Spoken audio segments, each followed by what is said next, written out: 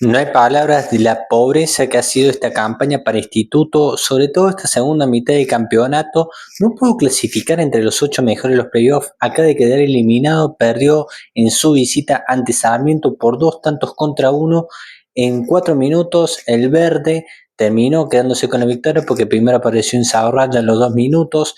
Después vino el segundo gol del conjunto local, aparte de García.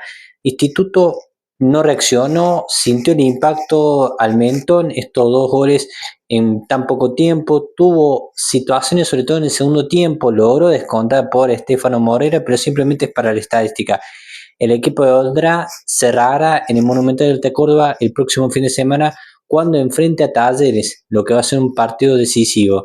Al hincha glorioso yo le pregunto qué le pareció este partido. Como siempre le digo, que dejen sus comentarios, que le den me gusta y se suscriban a este canal deportivo. Predos a un instituto.